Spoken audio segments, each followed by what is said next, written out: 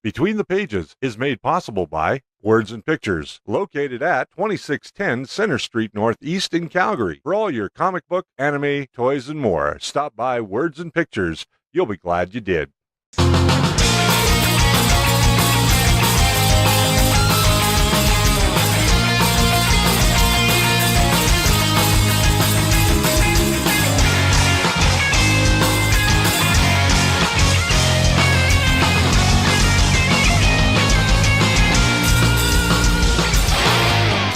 This episode of Between the Pages is brought to you by Red Skull Comics offers the best selection of comics and trade paperbacks in Calgary, with a great selection of manga, games, magic cards, toys, statues, and a whole lot more. Want to be sure your collection is up to date? Then ask the friendly staff about their file services. Need more room for that growing collection? Then ask Red Skull about selling your back issue titles. 18 years and still going strong, Red Skull is the best little comic shop in Western Canada. Visit Red Skull Comics today at 720A Edmonton Trail Northeast in Calgary. Then find them on the web at www.redskull.com and like them on Facebook.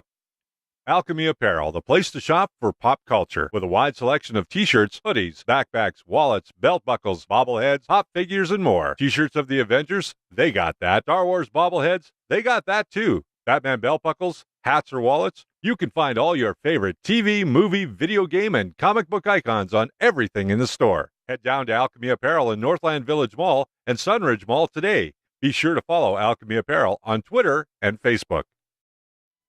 Okay, welcome to another episode of Between the Pages. This is episode number 13. Lucky number 13. Lucky, not unlucky, lucky. I am your host, Richard Cleveland. As always, I am here every Saturday afternoon with my inimitable co-host, the man who believes that if you get those, what do they call them, Fruit Loops? And you got green ones, that the green ones are kryptonite, so you have to take them out. This is Mr. Jason Bishop, ladies and gentlemen. Thank you, Richard. Did you leave the bat shark repellent in the bat cave today? I did. Oh, man. Well, there's no sharks down here. Something's nibbling my toes right now. That'd be the cat. Okay, no problem, man. I keep telling you, he's a little zombie-like. Must be on bath salts. It must be on bath salts, yeah. I said bath salts a couple of weeks ago when I was talking about this stuff, and it's actually bath salts. Yes, you thought it was bat salts? I thought it was bat salts. I was wondering what the heck is bat salts. But, we have got a great show for you today. We've got all kinds of things lined up. We've got some news, reviews, some rumors. All guano-free. All guano-free, yeah. We've got a little piece that we're going to be talking about, comic books and movies today. And so if you've got some things you want to add to the conversation, you can join us on our Facebook page. You can also join us right here in the chat room on naked8prod.com.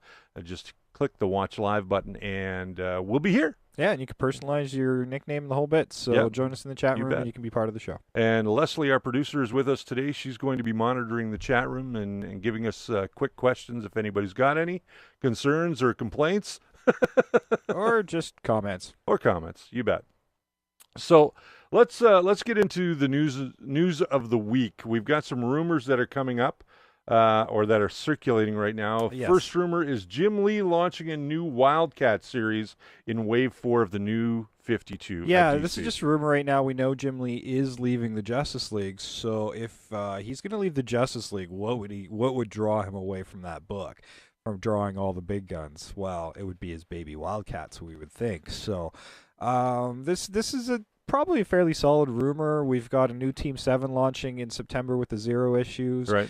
And we've seen a lot of the Wildstorm characters being seeded in places like Titans and Deathstroke and whatnot. And all this is going to be a push towards the formation of a new Wildcat team. So I think this is a fairly solid one. Whether it'll be part of Wave 4, who knows? And I would expect we'll know by January if it's going to be part of Wave 4. So right. That's an interesting one, and it's all something we know is kind of being led to, and I imagine Grifter's going to be a book to watch to see if something builds there. Okay. Now, I think that bringing Wildcat characters into the DCU is probably a good thing. I think that these are characters that that could have stood on their own had they had the right marketing. And I think they had a loyal following for the most part when they were under the Wildstorm banner. They got lost in the shuffle, I think, more so than fans dropping the series. Yeah. Maybe sales weren't quite as strong as they have been on other DC books, but I still think they've got a nice lineup of solid characters there. Yeah, I think so too. Voodoo might not have been one of the best launch characters to bring out. I still like the book. It just unfortunately didn't find its audience, and it's going to be part of the canceled books. Zero will be its last issue. Okay. But still, it's been a strong book. I think it's part of what the problem is. It's been confusing. Right. Okay. So much going on for an introductory story. It's a little bit much. Now, sticking with DC news, we've got Christos Gage and Derek Robertson are going to create a new series for DC. What do you know about this? This is the first I've heard of this rumor. I know nothing about this rumor so far. Robertson was over at DC and created The Boys, which unfortunately Paul Levitz was thoroughly disgusted with. Right. For the last 5 years, it's been running over at Dynamite as a huge success. With that book wrapping up, that frees up Derek Robertson to work on something else. And okay. The two of them did work together in the end days of Wildstorm on. I'm not exactly sure what title, actually, on one of the Wildstorm titles, Wildcats, whatever. Okay.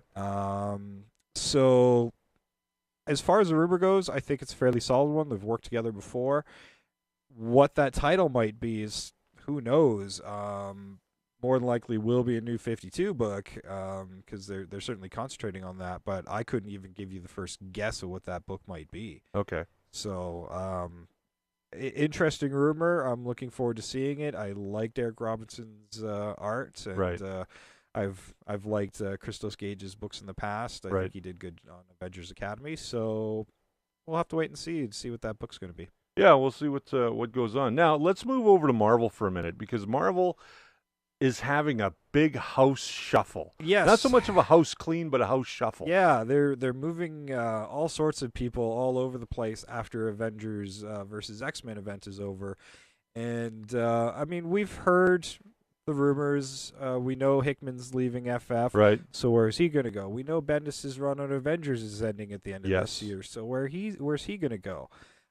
Kieran Gillian and Greg Land have just recently been confirmed to take over Iron Man. Right. So where does that leave Matt Fraction and Salvador Roca? Well, we have some, maybe not answers, but theories as to where these people are going, some rumors that have been surfacing recently. And Bendis, the strongest rumor, and I'm sure a lot of you have heard this now. Your mic's falling. My mic's drifting again. Every show, my mic drifts. Okay. All right, there you go. He's just watching me going. You're going out of frame, man. What's going on? So yeah, Bendis looks like he might be landing on the X-Men titles, specifically probably a relaunch of X-Men, the adjectiveless version, and Uncanny X-Men. Okay. And rumors are abound of maybe a possible Guardians of the Galaxy series as well. I heard that. Which makes me think that we might be seeing the X-Men go spacebound after Avengers vs. X-Men. You think? I'm thinking this all might tie together. It will with give the whole Guardians Phoenix story. Yeah, and I think it'll definitely spin out of that. They've had their own islands, they've had their own asteroids, and they've had many cosmic stories before, so it might be a return to that story. And I can see Marvel wanting to push Guardians in a big way with a possible film coming up. Okay. In I don't know, 2-3 years, I would think. Well, they're talking X-Men #2 is coming out in 2014. So First Class. First Class, yeah. First Class #2 is coming out in 2014. So, I kind of think, is this going to be Marvel's attempt at a reboot? In rebooting the universe? At this point, no. I don't think that's going to happen anymore. I think it was a great opportunity to do so, and personally, I still think it's kind of needed with all the constant. Definitely is needed with all the constant starts and restarts, just to bring consumer confidence back up and attention back to the company. I think it would have been a great place to do it. Right. So I think they're going to be facing a bit of an uphill battle to get that consumer confidence back. And really, what they need to do if they launch a title, stick with it. Don't legacy numbering it. Don't cancel it after 12 issues Right. just to relaunch it the next month. Stick with it. If you're going to make this decision, stick with it, and gain that consumer confidence back. Because as a retailer, people every time they do a relaunch, they run. I think what's been successful over at DC is the fact that every year they get together for a couple of these retreats that they call them. Yeah. And they go off and they just all sit in a room and they hammer out books for the next 6 or 8 months. I don't know that Marvel does that with their chief writers and artists. Oh yeah, absolutely they do. They do that. Their Marvel retreats are always Bendis Fraction, all their top writers, and Is it maybe time to bring in some new blood though? they have been. Colin Bunn's been doing more and more work for Right. them. They know they're looking for more talent, and Marvel's actually been pretty good at looking in odder places. Okay. They're looking at those Image guys have had a successful book, or Right.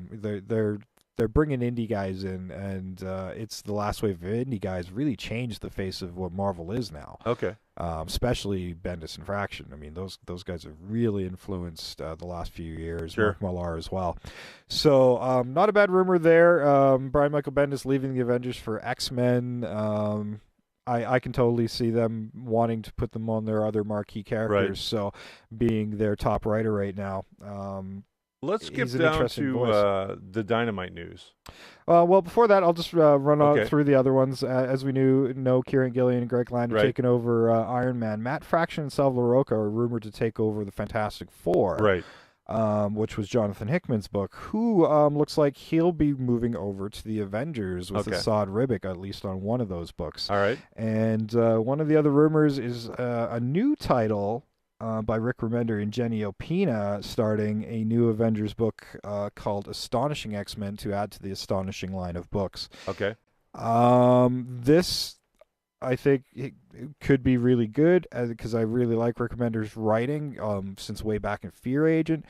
At the same time, can the market sustain a 7th ongoing Avengers book? That's a good question. I think this might, and maybe a few will be ending after Avengers vs. X-Men, but I think it's getting a bit much personally. So that said, I think it's going to be a good book, but can the market sustain another one? That could be a problem. Now, over to the Dynamite news. Yeah, Peter Cannon, Thunderbolt launches a new title at Dynamite very shortly, or if it hasn't already launched. You're a retailer, so I don't look at the shelves every week. So just announced. Peter Cannon was a Charlton character, right, but unlike Blue Beetle and Captain Atom and stuff, he remained a creator-owned character during that time. So when everything shifted over to DC, Right. he was still a license. And some people might remember a short-lived Peter Cannon series from DC in the mid-'80s. yeah, it didn't last very long. No, Just it a handful didn't. of issues. Yeah, just a handful of issues, and they were well written, but couldn't find an audience. And he's an odd-looking character, so I do understand the problems behind Right. him. But he was the inspiration for Ozymandias, so Okay. we wouldn't have Ozymandias without him. All of Watchmen was built around the Charlton characters Right. initially, and was meant to be a way to bring them over to DC. And when they decided to do Crisis, they figured, okay, that's a good way to bring them Right. and blend them into the DC universe. We don't need Watchmen to do this anymore. So that's where characters became different Sure. characters, Ozymandias and Night Owl and the whole bit. Uh, So interesting. I mean, Dynamite is always on the lookout for properties that are out there. They're like sharks ready to strike a lot of the time. Isn't that the truth? Oh, I mean, they're they've- vicious. They've They've vicious. got Vampirella now. They've got. They bought that one. That's yeah. theirs. Yeah, they Yeah. bought that from Warren. No, who had it after? Harris. Harris. They Yeah. bought it from Harris because Warren had it first. Yeah.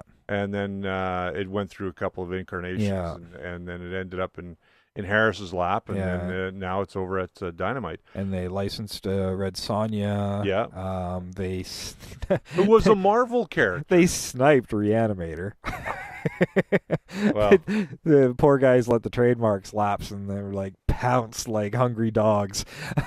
I think if they've got the right teams on some of these books, I think these books can go far and really gain an audience. And again. this one's looking pretty good. I mean, this one's going to be fronted by Alex Ross and one of his co-writers, Steve Darnell, I do believe, is coming on board as his co-writer, and they work together on Uncle Sam, which was a great book. So great. The art in that book is outstanding. Yeah, they keep handing over this stuff. They grabbed a bunch of public domain superheroes a while back and did a book called Project Superpowers, which is actually a really great read. So this could be a very good book for Dynamite with a character we haven't seen in quite a while. So check it out. Yes, there is another book that's launching, and we'll save that for a minute. I want to talk about the return of Ninjak is returning in Exo Man of War number 5. So Valiant is, despite Ninjak not getting a title just yet, they are trickling out their other characters via the other titles. So we'll start seeing some unification between their titles, and who knows? I use the word unification because unity is very much a word synonymous with Valiant. So look for Ninjak's first appearance or first reappearance in Exo Man of War number 5. Now, this is brought to us by the artwork of our good friend Kerry Nord. That's right. Nick Kerry Nord's a regular artist on Exo Man of War, so go support our local talent. Yeah, absolutely. Now, lastly, when you showed me the story, I kind of went, wow. Can it sustain a real long running series? Well, I don't think so. This is a case of awkward timing. The show's been off the air for almost 20 years. That's true. And we're talking about MacGyver. He's bringing his chewing gum and duct tape and paper clips and rubber bands and somehow he will I don't know, build a bomb out of that. I guess he's going to get out of nasty situations each and every month. And this is coming to us from Image Comics. This is coming from Image Comics, and the creator of MacGyver, Lee David Zoltoff. Yes, he sounds like a supervillain, Zoltoff. He does, doesn't he? And hello, my name is Zoldolf. Yeah, he's coming in and kind of controlling it to make sure the property stays to the flavor of MacGyver, and bringing along writer Tony Lee and Will Slaney and Kieran Lucas. Working on the art side of things. Well, when it comes out, we'll have to do a review. Yeah, I think this is just a fascinating looking book to me, and honestly, I kind of hope they keep it in an 80s time period. Yeah, me too. You know, and that'll bring at least some kitschy charm to it. I agree. Yeah. One last thing I want to mention, because I think it's kind of fascinating news. We've been seeing Walking Dead, the Image book that has taken the world by storm via AMC's television series, is been climbing up the ranks in the top 100. We saw April or May's issues in the 29 and 31 spot. Well, issue 100's coming up for next month. Right. Actually, I think at the end of this month. And pre-orders are insanely high. I'm like, we could see this book hit the number 1 spot for this month.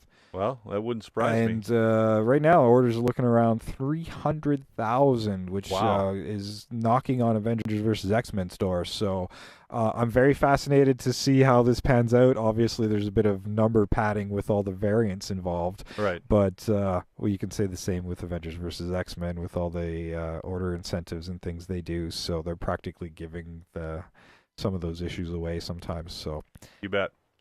Interesting stuff going on there, and just showing the interest in other publishers is rising, and Walking Dead leading the way. So I can't wait to see it. Yeah. Now, before we move into our little special segment that I recorded just yesterday, I was out and about with the camera, as you know, and I was out talking to some of our local heroes, and I'm going to get into that real quick. But first, I want to thank one of our sponsors because without them, we would not have this show, and we would not be able to put out our promotional material, such as our bag stuffers and our business cards and that kind of stuff.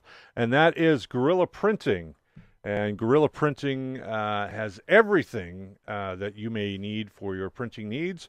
They have business cards to trade shows, signage. Gorilla Printing's the source for all your printing needs. You can contact Gorilla Printing today at 416-644-0955, or you can find them on the web at gorillaprinting.ca. We thank Gorilla Printing for all of their support here at Between the Pages. And by all means, go to their website, check out what they've got. And I was fortunate enough yesterday to be out and about and speaking with some of our local heroes from our sheriff services, city police, RCMP, and correctional facilities. And they are putting together, or they're involved in what's called the Torch Run. I don't know if you're familiar with what the Torch Run is. It raises funds and awareness for Special Olympics. And I had a little chat, and I'm going to run that for you right now. Well, the rain has finally stopped here in Calgary, Alberta, and we're standing in front of the Walmart where there's all kinds of activity going on. Now, on our show, Between the Pages, as you guys know, we talk about comic books and superheroes all the time, but what we haven't talked about is the local heroes in our own community. And I'm here with Nicole and Steve, who are promoting the Special Olympics here in Calgary. Is that correct? Yes, we belong to an organization called the Law Enforcement Torch Run for Special Olympics. We are a worldwide organization. We're in over 40 countries around the world. I believe currently we've got about 80,000 police officers and law enforcement officers worldwide. Wow. And last year alone, we raised about $36 million for Special Olympics all over the world. That's fabulous. Yeah. And now you're getting together with all kinds of law enforcement around the country and right here in Calgary. Absolutely. I'm with the Calgary Police Service. I'm with Alberta Corrections, and we also have our partners with the Alberta Sheriffs that are up on the roof as well. Yeah, absolutely. So we've got all kinds of activity going on. I see you've got a booth set up to raise some more funds and awareness for the project. Can you tell people what they can come down and put their money into? Absolutely. We will always take cash. Cash is key, but we do have some really great things actually for sale. We've got some really nice hoodies and sweats, t-shirts, ball caps, water bottles, little stuffed dogs that are quite fun. The kids really like those. We're doing a little barbecue here to raise some money as well, and we're just here to have a good time, really, is the whole thing, and raise awareness for the athletes. We have a lot of athlete volunteers here this weekend as well, and we're here till Sunday at 4. So till Sunday at 4. Now you've got guys perched up here in a crow's nest, as we like to call it. And Steve, you were up there just a little earlier and came down and decided you wanted to get off the perch and get a little warmer, so you stood by the barbecue. It's been pretty cold. We've been up there since 10 o'clock yesterday morning. We went up, and we were camping here in front of the Walmart store until Sunday night. And yeah, the rain has been pretty nasty to us. The wind, it's a lot windier up there than it is down here. Yeah, I can imagine. Now, you're being up there all weekend. You're going for a certain goal to raise money for this campaign. What goal are you guys trying to set? Our goal for this location is $20,000. So that's kind of the idea of the Free the Fuzz, is that until we raise that $20,000, we will stay on that roof. Well, there you have it. Community heroes all over and right here in Calgary. And we want to wish you guys the best of luck, and hopefully you make your goal, and we'll do whatever we can to help you out. That's great. Thanks for coming out. We appreciate it. Not a problem. For Between the Pages, I'm Richard. See you later. So there you go. Some wonderful heroes in our own community. I had to turn that down. Yeah, that was very cool. I was out the other day and I saw those folks out, and I thought, well, although we talk about superheroes and comic books and that kind of stuff, I felt this was kind of a neat piece to put into our show this week. Yeah, and it's always great to talk about the real-life heroes that we have. That's very true, and it's a great cause, too. I mean, if you've seen any of these folks that take part in the Special Olympics, these aren't just your average everyday people, as we know. These are people that have disabilities, but they're also athletes. Yeah, they train despite all their challenges. Oh, yeah, man. These guys train harder than some of the world-class athletes out there. And I got to say, they're inspirational and they're a worthwhile cause. So by all means, folks, go down to Walmart at Deerfoot Mall And by all means, put some money into their buckets, help them out, help them raise the funds that they're looking for, and that's my little tirade on that for today. And one more shout out, if you are in the Calgary area, over at a rival mall over at Chinook Mall. Yes. If you got kids, you might want to take them down to the Sony store in Chinook Mall where Spider-Man will be there to promote the upcoming Spider-Man movie, and you can leave with a framed Spider-Man picture as well. So there you go. Go out there, bring the kids. I think that'll be a good time for them. Excellent. Now, let's before we get into our quick little talk about we have one more sponsor to thank, and that is Red Skull Comics. I'm just going to pull them up here so people can there we go. So people can see. Red Skull Comics is located at 720A. There we go. 720A Edmonton Trail Northeast here in Calgary. They have a great lineup. You can see I've got up on the screen their store hours now. They're open 7 days a week. They've got back issues, current issues, toys, statues, posters, T-shirts. They also have a digital comic service for downloads. So check them out. They are online at redskull.com. So we thank Red Skull for their support of Between the Pages as well. So let's get into our big talk of the day. We're talking about movies and comic books. And it's there's been some good ones, some bad ones, and some, well, okay, I can sit and watch it. Yeah, absolutely. There's quite a few. I mean, comics are almost the driving force in Hollywood right now, the big money makers. Oh, yeah. God knows Avengers is just the juggernaut right now. And it's interesting to see how the movies are influenced by the comics and how the movies are influencing the comics that inspire them. Yeah, that's true. I mean, a lot has changed. If you've noticed the tone and the flavor of Iron Man, it's pushed more, that book's focused more around the Tony Stark character now than it is Iron Man, and Tony's a lot less flat. He's pushing forward that tone and character that is definitely Roberts. Oh, absolutely. Well, he can take that from personal experience, that role. And I mean, Tony Stark in the books was on a self-destructive path. Yeah. Until he realized, wait a second, what am I doing to myself? Yeah. And the same thing that Robert Downey Jr. went through in real life. Yeah. You know, what am I doing to myself? Yeah, I mean, he's certainly born to play that role, and the Robert Downey Jr. character has really kind of bled over into the comics that inspired the part in the first place.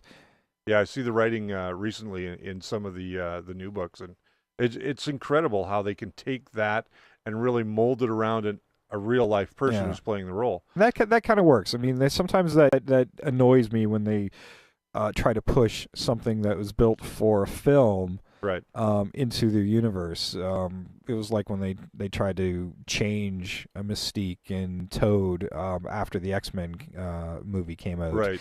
Didn't work. People didn't like it. They want the characters that they had. Sure. And it's okay to make the changes for the films. People seem to be accepting of that. Yep. But don't try to push it into the comics just because some corporate entity wants things to mesh. We don't care. We don't mind having different iterations as long as the heart and soul of that property is still intact. Right. No, I couldn't agree with you more on that. I think that there's movies out there like American Splendor. Here's something, a little known book. It was more of an indie book when it came out. Still is in the indie book lineup, but it was a great translation from a book to a movie. And the movie itself, I saw the movie and I thought, wow, this is one of the most truest adaptations of a book to a movie. Again, Scott Pilgrim was very much like that as well. Yeah, it really stays true to the heart and soul of the properties without being like word for word, shot for shot, like Sin City was. Exactly. And I mean, that I think was successful for Sin City for non-comic book fans. I think my big problem with Sin City was I love the comics. I mean, I've read them over and over and over again. So when I went to see the movie for the first time, I knew it line for line, shot for shot, and this is coming next, and it felt like I was watching a repeat. and that's where I'm like, movies shouldn't, stay true to the source material, Sure. the spirit and the heart of it, but you can deviate from the story. I agree. Sin City 2 is being worked on. Yeah, and I think it And- very much will be similar. I think it's going to be, again, shot for shot, line for line type of film. Right. But I think they're going to be pulling from Dame to Kill for. Yeah, I believe they are. Yeah. Yeah. I think that's the working title. Now, here's something I thought that was interesting, but I don't think that it translated well to film. From Dark Horse Comics, we have Alien versus Predator. Yeah, that was, I wish the Loosely. studios would have paid more attention to what Dark Horse was actually doing. At the time, yeah, I agree too. Yeah. I think the first movie was kind of a pickup from the movie that came previous, which was not great. I think my problem with both the Alien and Predator franchises is people have been since James Cameron, really nobody's tried to push those worlds forward.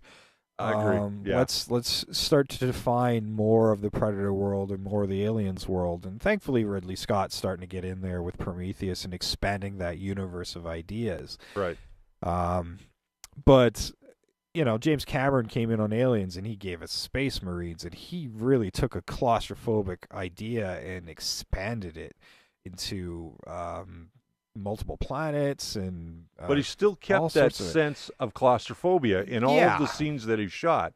I mean, when you have the 20 aliens coming at you that are stuck to the roof and they're coming between the roof and the ceiling tiles, Yeah. I mean, that was a cool shot. And then ever since then, it's been give us more of the same. Yeah, that's right. Well, that's not interesting. I mean, one of the reasons Star Wars stays popular is they're always pushing and forwarding that Right. world, new races, new worlds, new ideas.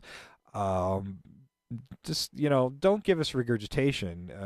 There's plenty of survival horror movies out there that aren't aliens and predators. So Right. why would the one that led the way want to look like everybody else? And these two franchises separately are a good example of taking a movie and trying to convert it to a comic book. Right. Whereas most of the movies that we're talking about today have started out as on the printed page and then moved to the silver screen. Yeah, it was a strange case of movie to comic, back to movie again. Yeah. And it was this weird filtered system, and I think really didn't take too much beats from what Dark Horse was doing, which is unfortunate because some of those Alien Predator stories are stupendous.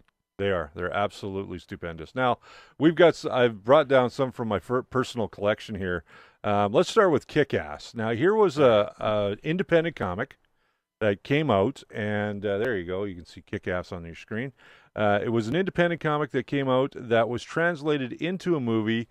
In all honesty, I never read the comic. Okay, well, I did, and for the most part, the spirit's very much the same. Okay. I think Mark Millar is very involved with his movies, with whatever directors. I think Whatever he properties he working, works yeah. very tightly with the translations. And for the most part, it's got a different type of ending, and characters go to different places, but essentially it's the same story. And I think that's part of what made it a successful film. Like, it's not going to, because it's not a known property. Right. It's not Batman, it's not Superman, so it's not going to compete on that level. But it was a successful film, and I think it really found a good audience, especially when it to DVD. Theatrical run, I think, money-wise, it did okay, but these days that doesn't mean much. I mean, we're That's seeing true. things get That's very true. crushed in the theater right Oh. now. Just absolutely crushed in the wake of Avengers. It's like, let's go to the movies today. Should we go to MIB3? No, let's go see Avengers again. Yeah. And it's not because these movies are bad. It's just people are spending their money elsewhere. And, man, that's going to really change the future of the market. And we might see the budgets come down, which means they're going to have to make smarter movies. Yeah, they're going to have. Well, Hollywood's notorious, and you and I both know this, having worked in the film industry, that Hollywood's notorious for wasting money. Oh, yes. Out of any industry out there, they waste the most money. And I got to say, Green Lantern was one of the biggest wastes of money. Not because it was a bad film. It was a case of too much time in the wrong places, too much money in the wrong places. I agree. And that was a case of budget over story content. So they need to get smarter, and they need to work with the property holders closer instead of trying to come up with a producer vision. Now we could jump into things like Batman, but Batman is a franchise that I think when it originally came out in the 40s, because it started as a 1943 serial, that when you went to the movies, you could see a 15-minute Batman episode that you had to keep coming back every week for. Yeah. I kind of think that that's what we need to do. Let's dispense with this 3D crap. Yeah, and I let's think there's other get back gimmicks. to the serials. I couldn't agree more. Back when I was doing my film school days 10 years ago, I was already thinking about this, and it's going to take somebody with a hell of a lot more clout than myself to make this to happen. Right. I think Sky Captain and the World of Tomorrow was a perfect example of a serial movie. Yeah. I think that movie would have been more interesting in 15-minute snippets than it was as a full-length film. Yeah, I mean, you've got studios who are releasing 8 to 10 movies a year, or 6 even. You can chop something up and run that in front of their movies, and in itself would be a draw because people want to see the rest of that movie, and they're coming for a different movie as well. So I think this would be an interesting marketing thing again. Something old made new again, and on a marketing level, I think would really work. But you need somebody with some real clout in the industry to make that happen. I mean, you watch anything by George Lucas, the Indiana Jones movies, the Star Wars movies, they're totally built on based serialized movies, on the serials of old. So yeah, Flash Gordon was a big inspiration absolutely to George Lucas. Now, we also had Superman was a serial in the 40s. We had Captain America. There's so many. Captain Marvel. Yeah. Oh, yeah, there was a ton of them. That, could have been, I think if we went back to that ideal, and I'm going to reiterate this, is if we went back to that ideal, I think that theaters would be popular again. Instead of, that one big, huge movie coming out in a year that's making like tons of bank, and everybody else suffers. Yeah, I mean, really. And then repeat or sequels to these movies never get made. Yeah, I mean, the mega blockbuster, we blame you, Steven Spielberg. And we love you for it. Yeah, that's true. But at the same time, it completely changed Hollywood. It made them put their eggs in one basket, or at least 2 or 3 baskets. And, I mean, studios are starting to struggle. Paramount's struggling. Paramount. Yes. Paramount, yeah. They've been around for 100 years. The Star Trek people. I mean, it's time to think smarter and think outside the box. I agree. Or sometimes maybe an old idea made new again. The industry's changing. Internet is starting to get it. We're starting to see serialized stuff. I don't know if anybody caught that Mortal Kombat stuff that went straight to the web. Actually, yeah, I saw some Good of it. production values and great idea. I wish there was a little bit more of it. I think we only got like 6 or 8 episodes, and at 8 minutes, it was just leaves you wanting. But why couldn't we take that and put it before a film instead of all the crappy trailers that we see? I completely agree. We have 20 minutes of friggin' trailers at the beginning of a movie that bore the hell out of you because you've seen them all online already. Well, yeah, or they're running it in theater stuff while you're sitting around waiting for things to start. So, I mean, if you're just going to regurgitate that material, run the trailers while everybody's getting seated and whatnot. Yeah. And then get into a new lead piece. I agree. A short piece before your feature. Pixar does it all the time.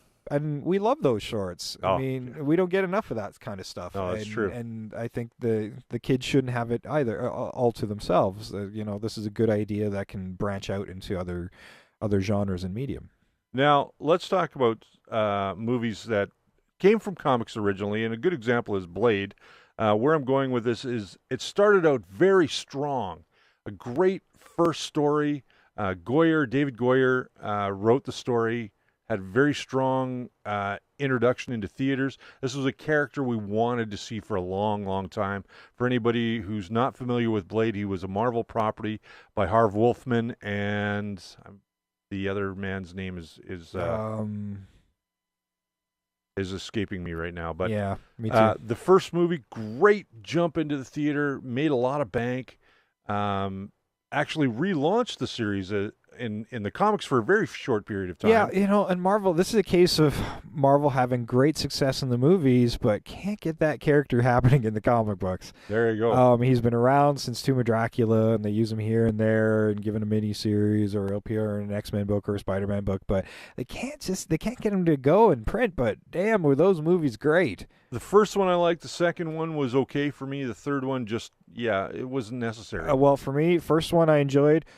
Second one I thought was probably the best of the franchise, but I'm a huge Guillermo del Toro fan. Right. He really stayed true to the character while expanding the universe, giving us, again, new ideas and a new direction, and some eerie, creepy stuff happening in that movie. I just couldn't get behind Hunter Hearst Helmsley as a vampire. And I really by couldn't. the third one, it was kitschy, and Ryan Reynolds feels out of place. He does, very much so. Which honestly is not unusual for Ryan Reynolds. Well, he that's always true. feels. I mean, he always steals his scenes and feels tremendously out of place in most of the movies he's in.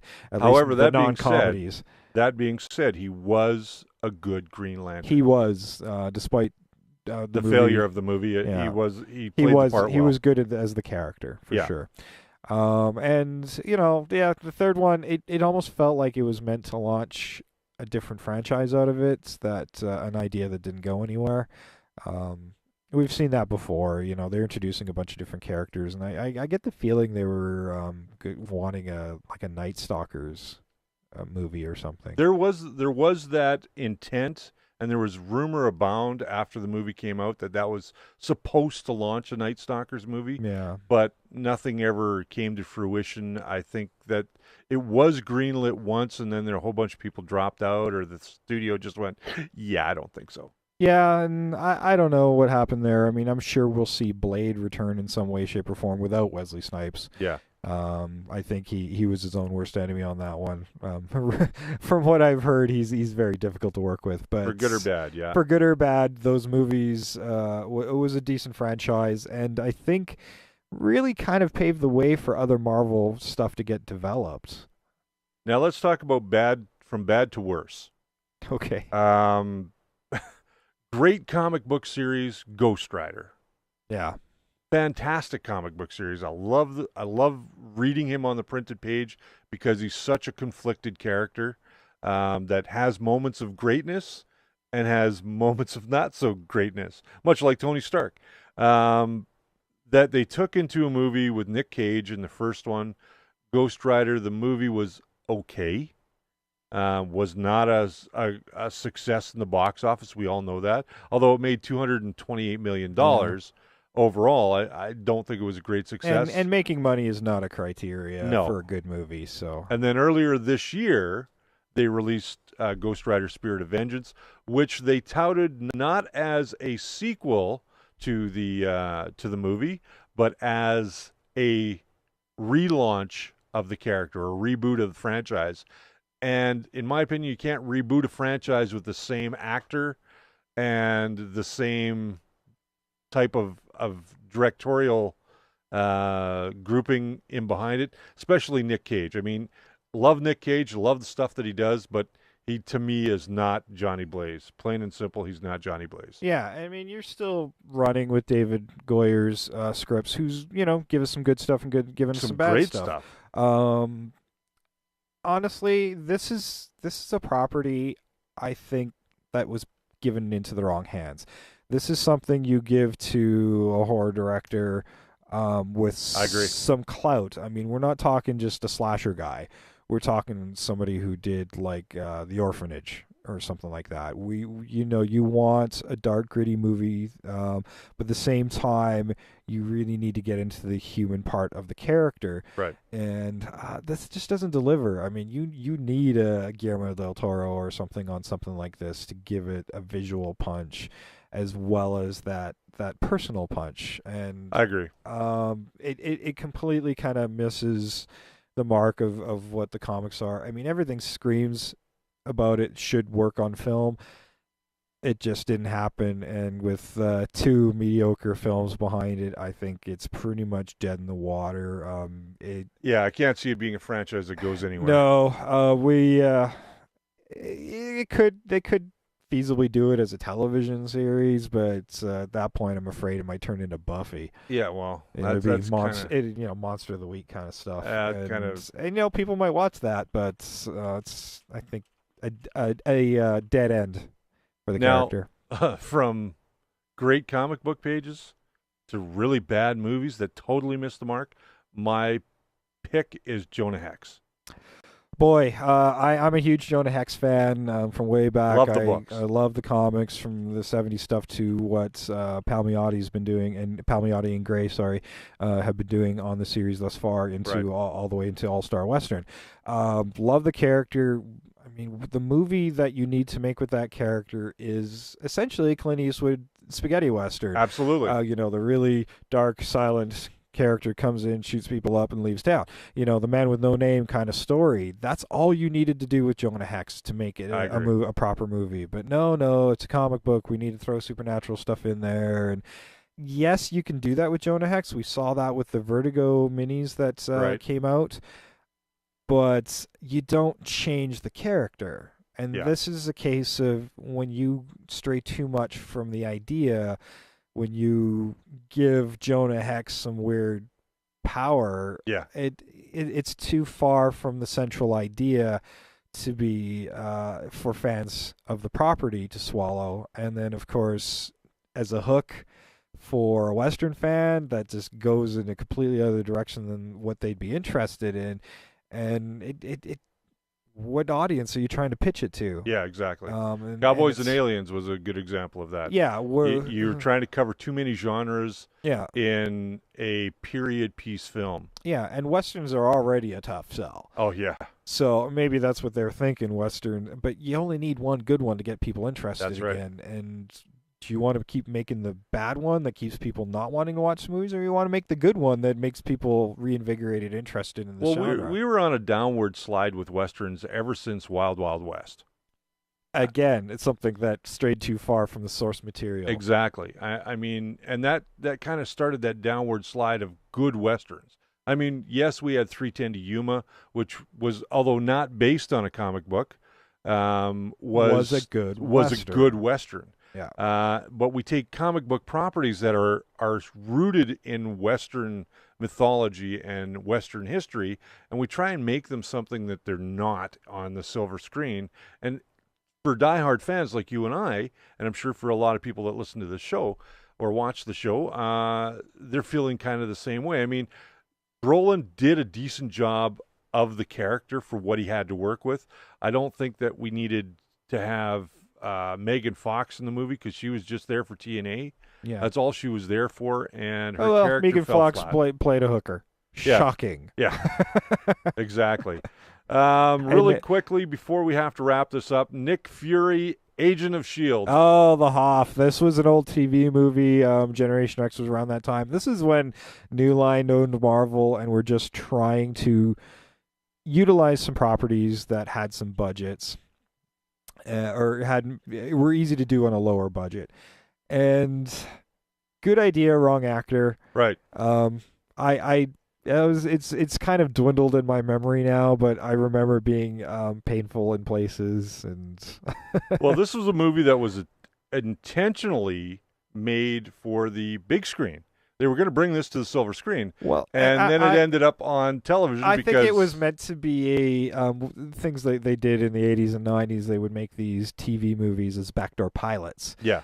And I think this was one of them, much like Generation X TV movie was meant to be a backdoor pilot. And that kind of led into Mutant X that had nothing to do with the comic book it's based on. Yeah, exactly. But, that said, Mutant X went 4 or 5 seasons. So, that it kind of worked and kind of didn't. It's kind of an oddity, I think, in the industry. So quickly before we wrap this up, I'm going to ask the chat room and those people that watch our show to just give us a tweet of what character you would like to see on the silver screen, or tell us what character you hated. of all the films that you've seen that have been translated from comic book to movie. And I'm going to ask you real quick, if you're in the chat room, you can send us a message in the chat room, become part of the discussion here at naked8prod.com, watch live, and help us out, help us figure some of this stuff out. We have still to come, coming up, yes, Superman versus the Elite. Was out this week. So. Yes. Great comic book that it's based on. Story kind of fell. This movie kind of fell a little flat for me, but we're going to get into a full review of that in an upcoming episode. That's right, when real I've had soon. a chance to watch it. Yeah, when you've had a chance to watch it. But still to come, we've got in 2013 next year, Iron Man 3 is coming out, The Man of Steel, Sin City, A Dame to Kill For, and the Wolverine movie, all coming out next year. And just goes to show the interest is not waning.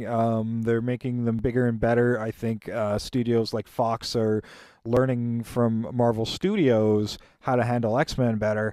Yes. God knows when Thor, Captain America, and X-Men First Class came out, this really was the last stab, I think, for Fox. If they didn't get it right, they were going to they were Throw done. in the towel. Yeah, they needed to throw in the towel on that property. That said, I think they had the best out of the three. So really looking forward to X-Men First Class number 2, and hopefully they take their time to develop it properly. And hopefully we'll see some new stuff coming up. We've heard rumors of things like Guardians of the Galaxy, and Ant-Man's been in development. Ant-Man is in development for 2015, And it's along with been out Captain for a America while. 2 and Thor 2. Yeah, and Edgar Wright's behind the Ant-Man one. Oh, so, is he? Yeah. Oh, well, that could should be be a great interesting. story. Yeah, very good story. Yeah. Black Panther, Deadpool, and X-Men First Class 2 scheduled for 2014 and yet to be announced. And this is something I don't know if Warner can pull this off. With the success of Batman this year, Superman next year, if Superman is a success, The Man of Steel, will they do a Justice League movie? That's the big question on DC fans' minds. Will they do a Justice League movie? Do they have to do other properties first? I think so. That's my prediction as well. You don't start with Justice League, you end with it, because it worked for Avengers. You got to work it hard, and they've already stumbled.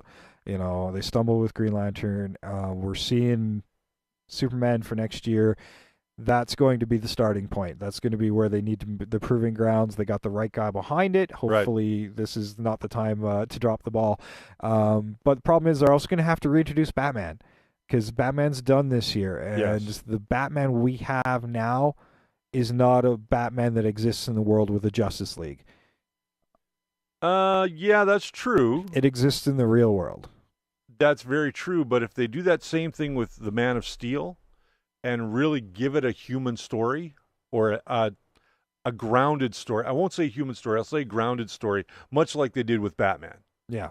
I think they're onto something very successful there. Yeah. And I think if they continue that streak in the next Green Lantern movie, if they ever do another one, because they left it wide open for a whole Sinestro addition to the movie. What else? Wonder Woman as a movie, I don't know if that'll stand on its own. It's got to be tread very carefully. Anybody who saw that unaired pilot has got a bit of a sour taste in their mouth right now on Wonder Woman. So they got to be very careful with Wonder Woman. And she has the same challenges that Marvel had with Thor. You've got a character with mythical backgrounds that you got to carefully bring into the real world. Well, that's tricky. We've seen a lot of, especially in the 80s and 90s, there were a lot of fantasy ideas where they tried to bring in and interact with the real world. We saw it with Beastmaster and even Xena. And it always comes off kind of hokey up until Thor did it. So it's something got to be handled very carefully, and there's a fine line to work there. And she's going to be a difficult one to get off the ground, I think. I think so, too. So that wraps up our discussion on comic books and movies. And now we're going to move into what most people look forward to on this show, and not just us rambling, our reviews of the week. And this week we are reviewing 3 books again, one from Marvel, one from DC, and our wild card pick, as we always have each and every week. And I'm going to let you kick off with the first one, which I believe is, let's do our wild card pick, because I really enjoyed this book. I did too. I mean, there was a bunch of number ones this week, and it was was tough to pick which one, and I thought I'd go with something because it's a lot. I seem to be paying a lot of attention to the Image launches, but Dark Horse has got one you really need to pay attention to. And it's called The Massive. And this book, if you are a fan of post-apocalyptic, post messing up the world, post anything, this is a great book. This is what, in my mind, I would call a multi-layered mystery. Yes. With a strong environmental overtones. First of all, but it's not preachy. No, it's very not preachy. But first of all, we don't know what the Massive is. They allude to it. You do a lot. By the end of this issue. By the end of the book, you do. But throughout reading the book, they allude to it. They don't really get to the heart of it until the end of the book. And believe me, ladies and gentlemen, you have to read every page in this book. Yeah, right through to the backstory there's text at the back. pages and things in the back that expand this world. Essentially, without giving away the plot, right? Mass environmental upheavals have really changed the face of the world and left first world nations in poverty and technologies thrown back, and there's many problems right now, and that's pretty much all I'm going to say about at least the structure of the world. It's more of a centralized around a group of characters. And much like a strong story, it starts with your characters. Right. Brian Wood's very good at keeping a grounded idea. This book's by Brian Wood, Christian Donaldson, and colors by the wonderful Dave Stewart. Yes. And I wasn't sure what I was getting into with the Massive, but man, I read it and I'm like, oh, I almost pity having read this book because it wasn't on my pull list initially. Right. It's going to be now. Okay. I enjoyed it that much. So when the next issue comes out, we'll have to review that as well. Yeah, and I got to say, the artwork's crisp, clean. It is. You know what I found about this artwork is that this is a great setup for things to come for every page that you flip through. Yeah. The artwork is tight. The panel work is done well. It's told very well just in panels without any words. And I think that when they move from present to past, I think it's a great transition how they do that. I mean, there are a lot of text pieces that expand this world, but you can flip through this book and get a sense of the story. Yeah, absolutely. That's how tight and deliberate everything is. It's really planned out. It has a very cinematic feel. It's going to be a very big story. You can tell off the first issue, and you kind of join this book in progress with the ball running, and they give you backgrounds as you go. So they're building the mystery of what happened on Earth that caused this problem, as well as the mystery behind the Massive, right? And the interplay with these characters as well. Very interesting story. I think it would easily be, having read a lot of books this week, not just the review books, easily my pick of the week. You know what? I have to agree with you. And you know me, it's tough to get me really excited about a story.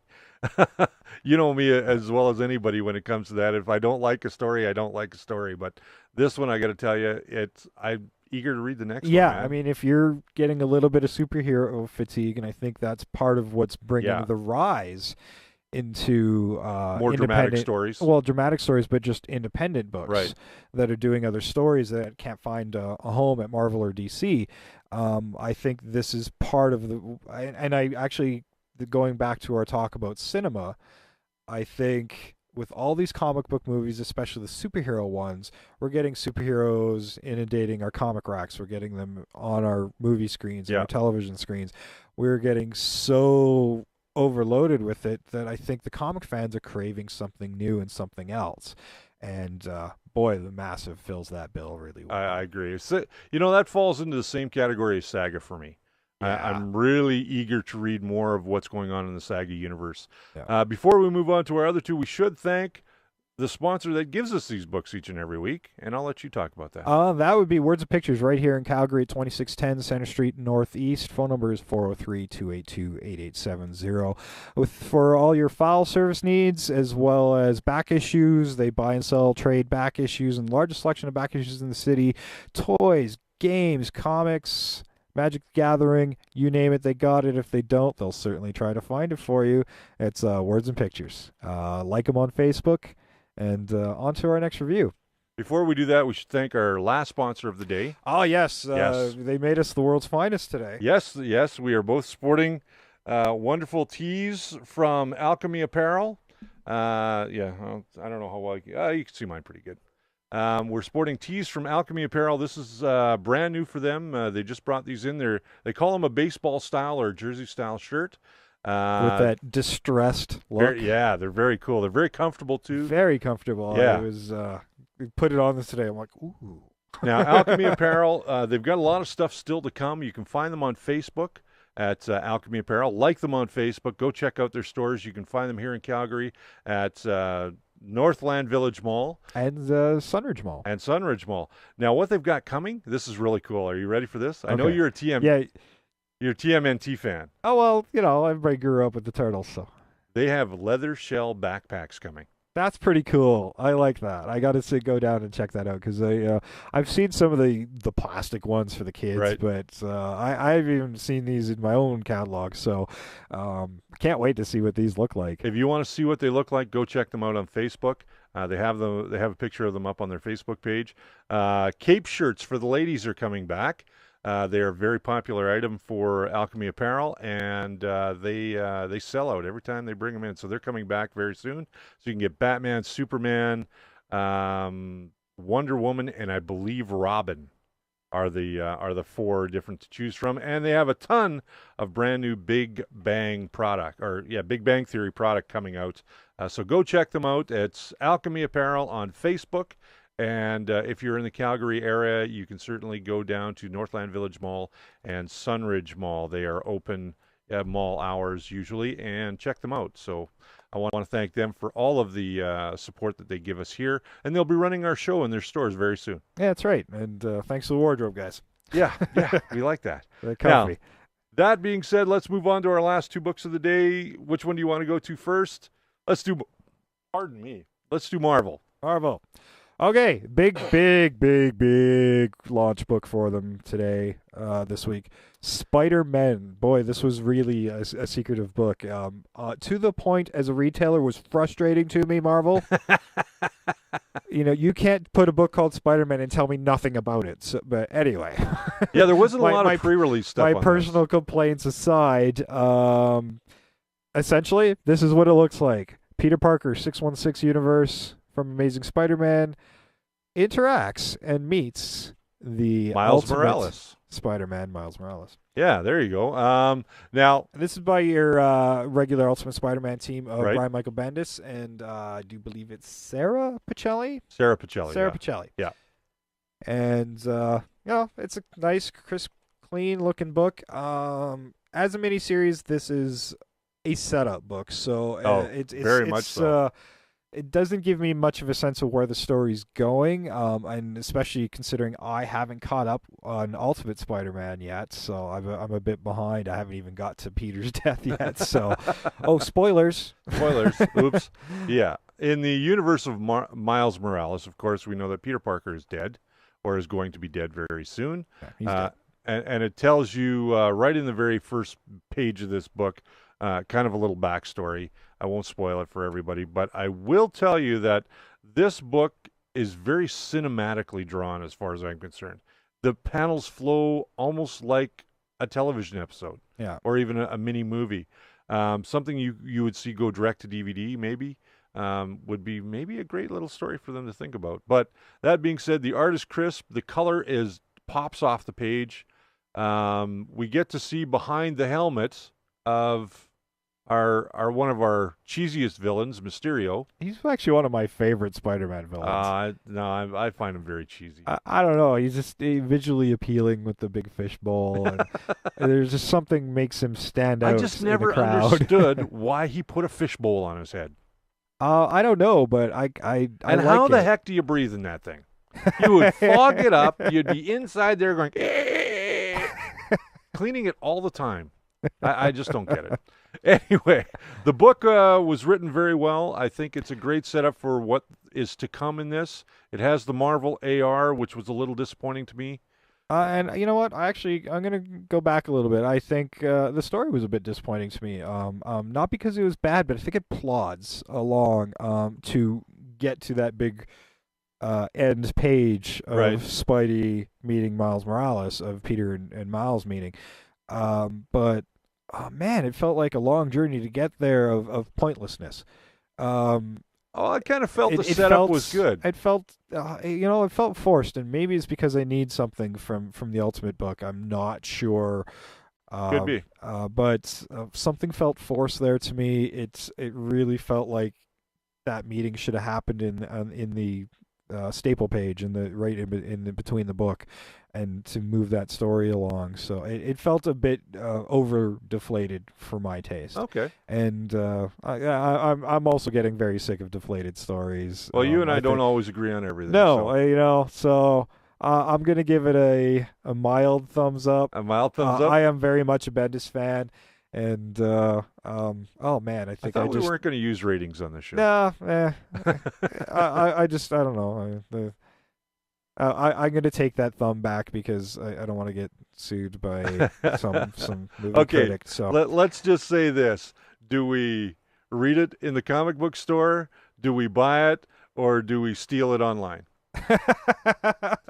I still think this is by Michael Bendis, and I have a lot of faith in him. I think this is definitely worth a buy. We just got to kind of get to the end of it, I think, to really get a sense of the full story. I think this is going to be one that is going to be read better as a whole story rather than parts. And I find some writers are like that. I mean, I like to let the Morrison stuff pile up rather than read them individually, because sometimes I get lost on him. So Right. Okay, now last but not least, Before Watchmen from DC, Silk Spectre, #1. And this is 1 of 4, is it not? this one's 1 of 4, yeah. This And again, it's written by Darwin Cook. Yes, one of my favorite writers. And Amanda Connor I love does Amanda the Connor. artwork. And I got to say, I've always liked her artwork. I think, as an artist, she draws females in more of a realistic way, less of a Barbie way. I think she does feminine yet sexy without being like overly Busty?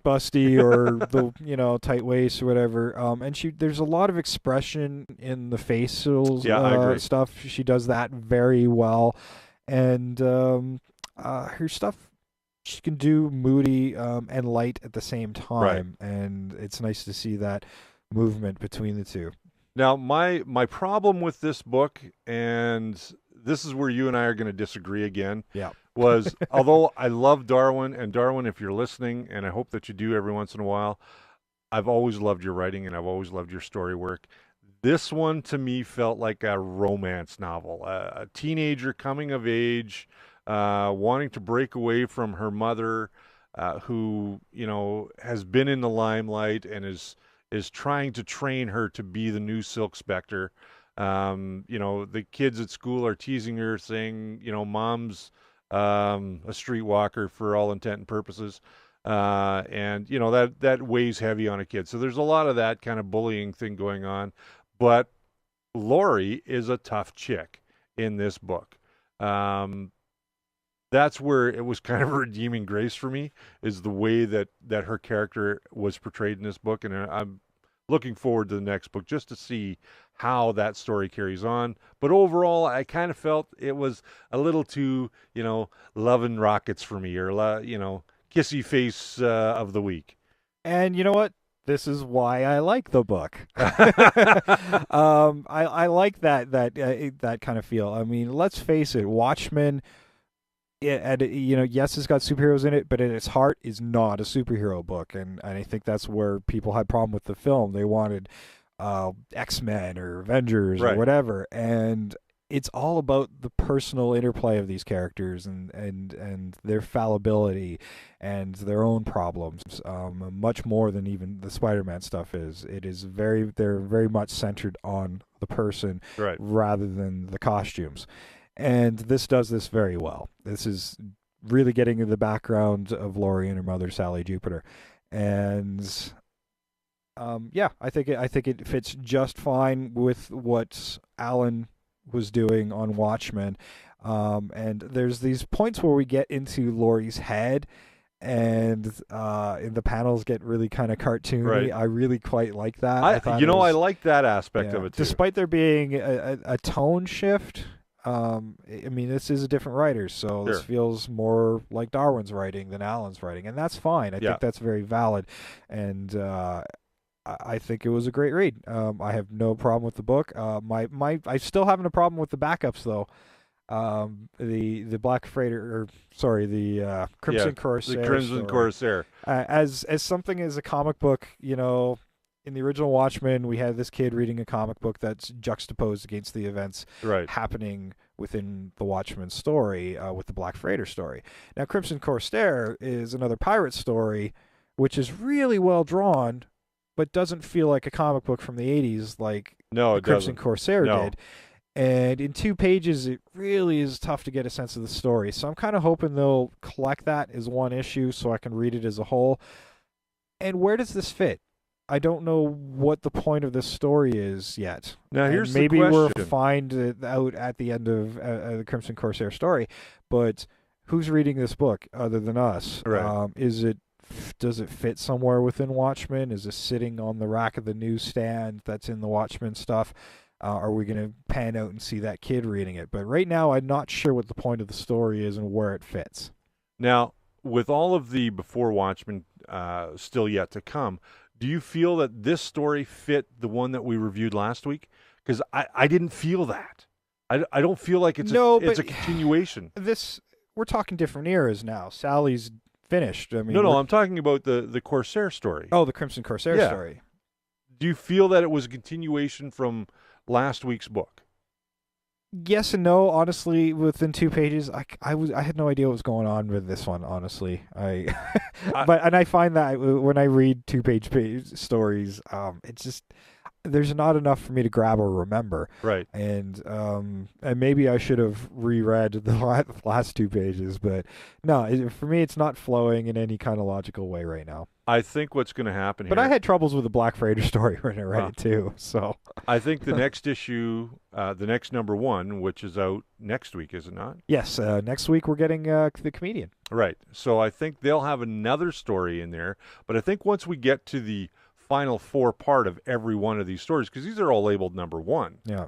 I think we're going to have that full story by the time we get all 12 issues. We'll get some bigger scope 16 on that. issues, I think, is what it's going to end up being. Yeah, and I'm not sure who's writing the Comedian, because Darwin's writing this one, Specter and Minutemen, so we're going to start getting into some of the writers. That could be Straczynski's book. I know he's writing too. So yeah, it could be his. So let's we'll be reviewing that next week. Yeah, boy, hopefully you DC guys get used to us reviewing Watchmen for the next little while, because they're going to be worth talking about. It's not necessarily because we're Watchmen fans, or fanboys, as it were. Yeah. It's just because it's something that DC is now really jumping off the bridge without knowing if there's water at the bottom or not. Yeah. And they're going to see if it floats. So. And, I got to tell you, from a retailer standpoint, this has been kind of fascinating to watch the evolution of this. Right. I was excited about this, but, man, there was some fan backlash for reasons that honestly escape me personally, through some sort of demented loyalty to Alan Moore. Guys, Alan even himself was going to do a Rorschach miniseries before he fell out of love with DC and the wind blowing the wrong way. Just DC, I think he fell out of love with everybody in the comic book industry. And this was eventually going to happen. Paul Levitz was keeping it from happening, and I get it. They're trying to keep Alan happy with the possibility of maybe bringing him back into the fold at some point, but DC was never going to let this go. Alan made a bad deal. It happens in comics all the time. Sure does. Unfortunately, the ethics and business don't always mix with a good comic. That said, doesn't mean this isn't going to be a good comic. That's very true. So I let my customers decide. I know some stores abroad, U.S. and elsewhere, chose to either fill it for just for their file services or not rack it or bring it in entirely in some sort of weird censorship thing. I'm a store that will not make that decision for you. I'll carry it. You can make the choice whether to buy it or not. That said, the evolution of this was very strange. The pre-orders were fairly minimal at the beginning, and I knew right off the bat this was going to be a slow burn book. And last week's Minutemen, I saw more of my walk-in clientele than my file subscription clientele picking up the book. By weekend's end, I had a bunch more people signed up for it, and that's continuing to happen with Silk Specter. So they're kind of chewing up my shelf copies pretty quickly because they're kind of late to the game, and we're going to see I'm seeing my numbers rise on it on these books. So people are getting interested, people are getting over their prejudices, and so far they're enjoying it. So, all right, and so am I. So that wraps up our comic review for this week. We've only got a few minutes left, so let's quickly talk about what's on the shelf or what people should be watching for next week, and which is coming out on Wednesday. As we know, all new books are released on Wednesday. So what do you think people should be picking up? Okay, some quick highlights. Avengers vs. X-Men #6, which again, we might review that one. We always decide our books on the fly. This will begin the second act of that storyline. For you guys who are doing it digitally, there's a digital code at the back, always with the AR. But this one will also come with another Infinite story. That was a digital-only thing. So redeem your code on that one, and you get an extra bonus story as well. And again, starting the second act. I got to tell you, as the first 5 issues, I'm not overly wowed with Avengers vs. X-Men. It feels like they're recycling Civil War and Fear itself all at the same time. So I'm kind of hoping things will deviate into different directions. But right now, it just feels like a bunch of other events mashed together. Okay. And I'm hoping for more out of this one. But right now, not overly wowed. Before the Watchmen Comedian #1, as we mentioned, first one of 6 will be out. Moving on from that, since we've given that a lot of time, Cross Badlands from over at Avatar with various covers, including your torture covers. They're always interesting, and if you're a fan of Walking Dead, this is a gorier version of the kind of viral apocalyptic story. I won't call it a zombie book, but it's pretty disgusting. All right then. Moving down my list here. Ooh, actually, you know what? This is what we're talking about. The softcover for First Wave. First Wave was kind of a failed attempt to bring out some pulp characters at DC, like Doc Savage and a pulpy version of Batman. And the First Wave miniseries was kind of integrating all these different pulpy characters. Didn't sell very well, but I wound up reading the hardcover once it came out, and my God, like it was a really worthwhile read, folks. These might be characters you're not over familiar with, but it really holds on to that pulp feel. Brian Azzarello does a fantastic job with these characters, and it comes from a place of love. And the artwork is incredible. It is a must-read for your comic book library, and it didn't get the attention it deserves, but those first wave titles were fantastic. Don't miss out on the collections. Grab them while they're in print. That's all I'm going to say about that. All right. Get off my soapbox on that one and move on to what else is coming out.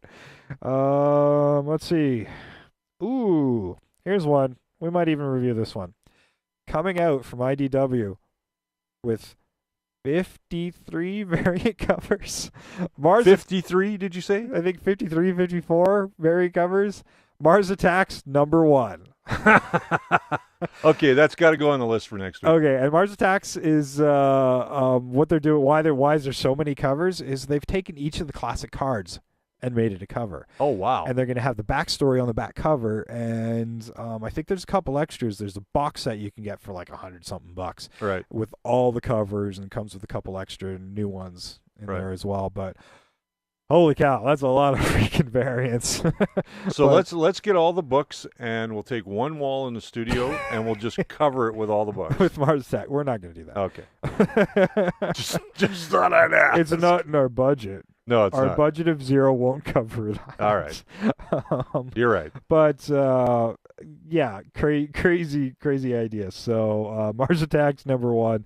I liked it when it was over at Tops. It's over the top fun in alien invasion movie, 50s movie kind of style. So looking forward to that one. I think that might be our wild card pick for next week. Yeah, that was I think those are our highlights. I'm just looking down the list here. Star Wars Dawn of the Jedi #5 from Dark Horse. Okay. So that's been a great series so far. Venom 19, Walking Dead #99 is if out you next. Remember, is out next top week. of the show, right? we were talking about 100. So I think this is going to be a book people are going to be watching very closely. And yeah, I think that's about all the ones I want to talk about. Okay. There's certainly a lot more hitting your shelf. More DC #10s. So check that out. If you didn't get to we didn't get to review it, but Batman #10 had a big reveal in it this week. Okay. Not gonna tell you what it is. No, you got to go out and get the book But on Wednesday. Go get to that book because I imagine there's going to be a second print of that one coming soon. Okay, So. very cool. So as always, I want to thank my inimitable co-host who joins me each and every week and brings us his comic wisdom, Mr. Jason Bishop. Thanks again for coming down, buddy. Thanks, Richard. You know, I like having you here. And we want to thank Always Leslie for showing up to keep us somewhat on time this week. And we want to thank monitoring our chat room for us. Yes. And we want to thank each and every person who watches the show, either on the live stream or if you catch it after on YouTube or catch it on our site. We really appreciate it. By all means, please check out our site because we do have a lot of things going on there. I want to talk quickly about the contest. Name the Ape. Go to Facebook. I'm going to quickly pull up that. Where is it? Right there. There we go. Facebook. Go to Facebook. And you can see our... where you can put your name in, put a name in for the ape. Let me see if I can grab them real quick. And we will be ending this contest at the end of the month. And as we've mentioned before, we have the Spawn prize pack from 200 with the retailer variant there as well. And yeah, this ape needs a name. And we were going to pad this prize up with a $50 Uncanny X-Men hardcover, The Rise and Fall of the Shi'ar Empire, by Ed Brubaker and Philip Tan. This thing's an incredible read. So get creative. And if we don't like it, we're going to come up with a name ourselves, and we're going to keep this for ourselves. Yeah, so, you don't want us to do that. So get your names to us, either on Facebook or email us over at naked8prod.com, and you could be the winner of this wonderful Spawn X-Men prize pack. You bet. Okay, that being said, again, thank you very much for joining us, and as always, where will people see us? Between the pages. You bet. Have a great day, everybody. We are going to come back in the after show for a few minutes, and then we have to duck out real quick and then come back and edit the show for you to go up on YouTube. So we will see you very, very shortly, and see you next Saturday right back here at 11:30 for our pre-show, 12 o'clock for our regular show. And if we make the hour, we don't go over as we are tend to do. We will have a nice little after show as well. So there you go. We'll see you next Saturday.